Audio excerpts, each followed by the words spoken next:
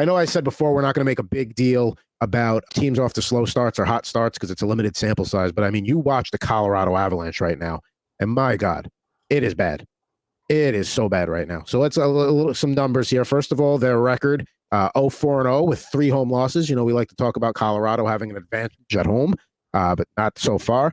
-12 in goal differential, and they have allowed at least 1 goal in every period of the hockey season that they have played so far. They have yet to go one period where they could say, hey, we shut them out that period. Can't do it. Alexander Georgiev, who we all know has been, a sieve.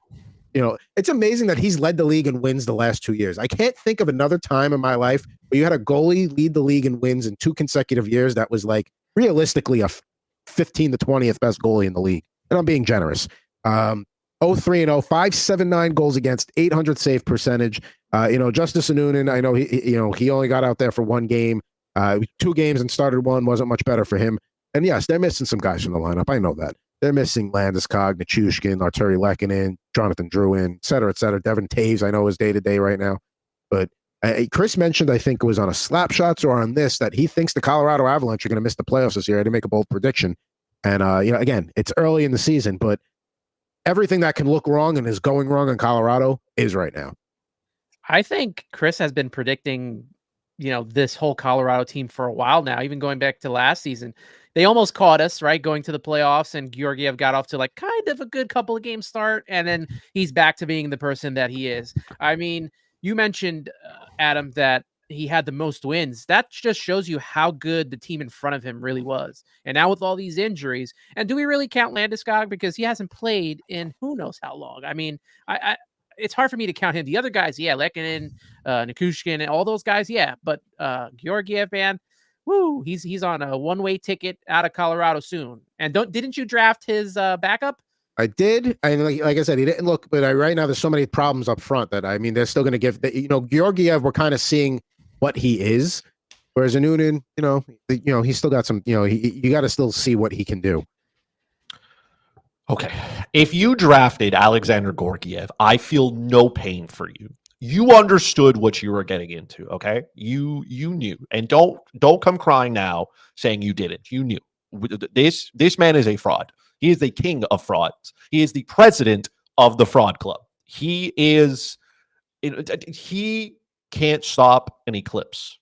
The homie is lost on the ice. He is like, those are not good numbers.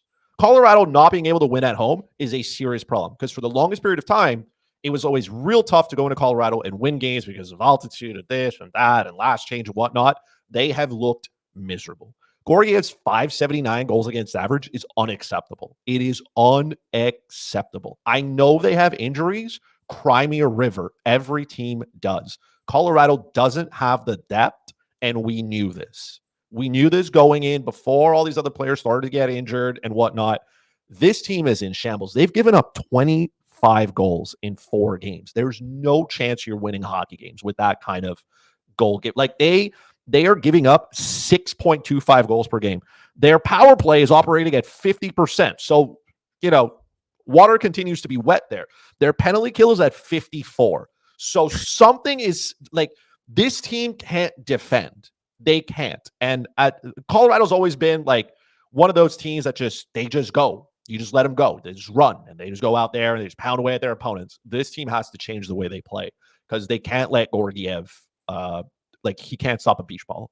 I wouldn't trust him right now to babysit like a rock because I feel like he would screw it up. He is miserable. He is miserable. And Colorado's got to change this like yesterday, or this team is going to be out of a playoff spot, like nowhere near a playoff spot. And it's going to be mid-November. Like that's how bad this is.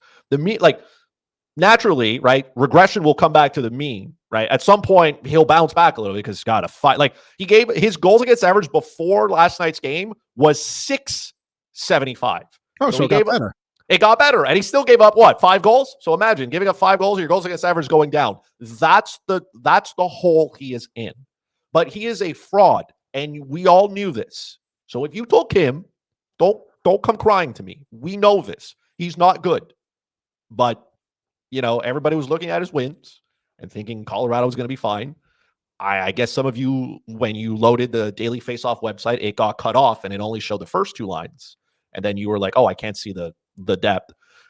I mean, this team is in shambles right now. I don't know how they get out of it. We talked to, one of the things we talked about in a lot of our mock drafts and previews is like players that you avoid. There's no chance I'm taking Georgiev before like round 10, round 11. If somehow he's still sitting out there and I need another goalie, sure. But yeah, like you can't trust him to put up. And yeah, fine, he led the league in wins, but there's other places you can get wins, but it was a facade. And yeah, we know the goaltending is bad, but also the lack of offensive production is bad. Yes, the goalie's to blame for a -12 goal differential. And sure, Makar's got a goal and 7 assists. McKinnon a goal and 6 assists. Rantanen 4 goals, 3 assists. Casey Middlestat 3 goals.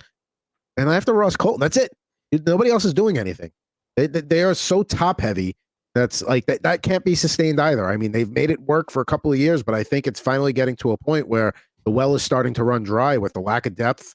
We talked about them having one of the better blue lines, but I feel like it's quickly not becoming one of the better blue lines in the league. Also, Wally G has him in our fantasy league. Wally, I'm going to need a 3-page essay as to why you took him. You do have Jake Ottinger, so you did do something right. And then you paired him with Alexander Georgiev. And your third goalie is Freddie Anderson. Freddie Anderson is what he is. I think we all understand that. But man, like some of you went out there to grab Georgiev, and it was interesting as to how you thought this would work out. So again, no crying from any Avalanche fans. I don't want you to hear, "Oh, it's this." Georgiev is terrible. He is miserable. You all knew this. I don't want to hear a word out of it. He needs to get better.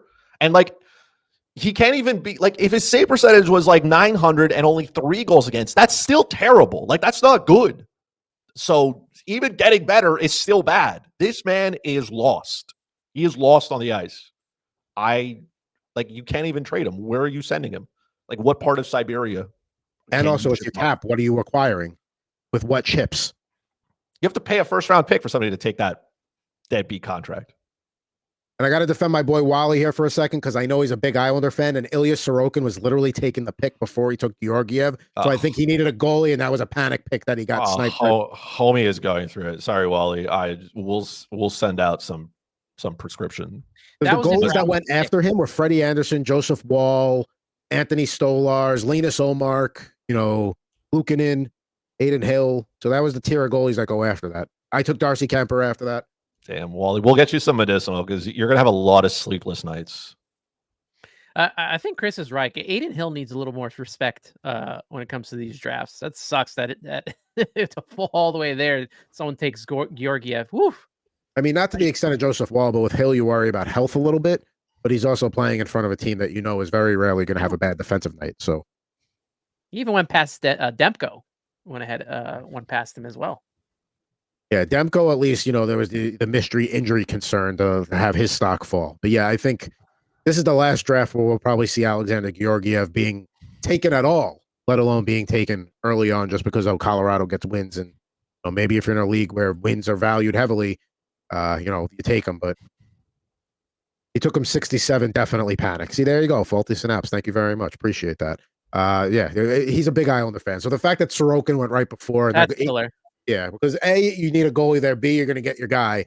And then he gets taken, and it's like, shit, I got to grab a goalie. We've all been there. It's happened to every one of us. Like, oh, what do I do? What do I do? Adam spent the better part of every mock draft being on the wrong side of the defenseman run. So it's just a shame that it happened when it really counted for Wally, because that is like, that's the first thing I did was I went to go look at our league and be like, who is the unfortunate soul that has this player now? And yeah, I was like, oh, that's unfortunate. And just to go back to Colorado for a minute, the thing that doesn't help them is you look at that division. We know Dallas is a good team. I know Nashville's off to a slow start, but there's chemistry that still needs to probably be found and developed there to a degree. Winnipeg's going to be a tough team. Utah has come out of the gate strong. We know they were going to be a better team this year. Chicago's really the only easy out in that division. I'm not going to call Minnesota an easy out because maybe they're not a playoff team, but they're not going to be an easy team to play against. Similar for St. Louis. So, clock's ticking. And yeah, we've seen Edmonton come back from the dead, in November to make it all the way to the Stanley Cup. And yes, they've got a Nate McKinnon to, Connor McDavid, but they've got a Mikko Rantanen to a Leon Draisaitl. But I mean, Edmonton at least has a little more depth. And Stuart Skinner, say what you want about him, also not off to a great start, but I would take Skinner a million times over Georgiev right now in any format or in just a real hockey game. Is Ville Husso available still? Maybe he can show up in Colorado. Colorado should just have open practice. First goalie that can show up and stop 10 pucks gets the start at this point. They need something to happen. I mean, it's interesting you said that name because, I mean, Detroit did waive him the other day, didn't they? I just don't know if Colorado has the money. Like, they're walking around right now with like a beat up 92 Civic. The muffler's dragging on the floor, and they have exactly 46 cents in their wallet. So it's just not a good time to be a Colorado Avalanche fan. No, it is not. I mean, and just bringing up their contract situation here. So, I mean, yeah, I mean, you got Nate McKinnon at, they are just. Yeah. That's the reaction most of us have when we went to go look at Colorado's cap situation, see how can they fix this? And we went, whoa. This is like, that's one of those like higher algebra, questions when you're in math and you look at it and you're like, what is this? Did I learn any of this? You're like, where do I even start? That's the Colorado Avalanche right now. You're like, what hole do I plug first? Because they are sinking, and they are sinking quick. 31st in cap space, by the way, with $0. So Okay. the problem needs to, sometimes you have to look within to solve the problem. That is what the Colorado Avalanche are going to have to do here. But I don't want to be in a management position there because I where do you start? Where do you start? What problem do you want to fix first? You need depth. You don't have money. Your goaltender is a flaming pile of dog. Like where do you go from here? Like you can't just look at the guys in the room and be like, hey, you got to change. Yes, some of those core players could play better, but they still don't have the depth. Teams are walking into Colorado and then slaughtering them. Like, you don't do that. You don't walk into Colorado and just have your way. Listen, everything, that the Blue Jackets have been dealing with is awful, but they came in and beat the crap out of Colorado. That can't happen. Unacceptable. Unacceptable. It's unacceptable for the Colorado. I have been pounding the Alexander Georgiev over 2.5 goals. If you got some space on the line of credit for the mortgage, I mean, you could probably become a billionaire for the next couple of weeks if you're just hammering that away, because I don't see this being solved anytime soon. You have a better chance of Georgiev scoring a goalie goal than you do of his GAA going below 2.5.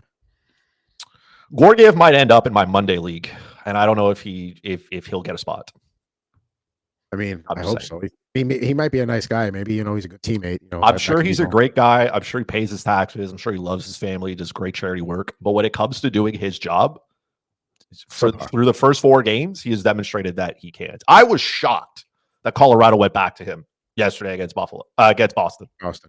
I immediately hammered the over Georgiev 2.5 goals. I immediately stopped what I was doing and I placed my wager, and I said, I can spend this money before I even get it. I think it's safe. I did. I went to the dollar store and I got some snacks and everything, and it was way before Colorado got slaughtered. And this is one of those situations where, like, okay, maybe change the coach. No, you could bring in no coach is fixing this. The problem is not Jared Bednar. This is now Joe Sakic's, he's got to get out the graphing calculator and figure out his cap situation. That's where we're at right now. I had to go to summer school for math one year because once I got to a certain point, it was all beyond me. But, that big TI-83 plus calculator? Yes, it was. Once we got to sine, cosine, and tangent, that's when my brain checked out on math. I'm like, I'm never going to need this. Oh, you might. No. I can promise you I am never going to need this. If somebody comes up to me and says, can you calculate the parabola? I'm gonna need extra therapy, because that was just a time in math. I've never used the calculation of the parabola in my day-to-day, but I still know how to calculate for H and K. Thanks, math teachers. Parabola is a very good tool song, but useless otherwise in everyday life. So there you go for guys like us. But there we go. So Colorado Avalanche, I'm not ready to dead and bury them. They're done for the season. It's still a lot of time to go, but all of those errors that we've been talking about with Colorado over the last couple of years, and they've managed to dodge them and overcome them. They're there now, and the problem is it has to be solved now. Like, you can't kick the can down the road anymore. The can is here.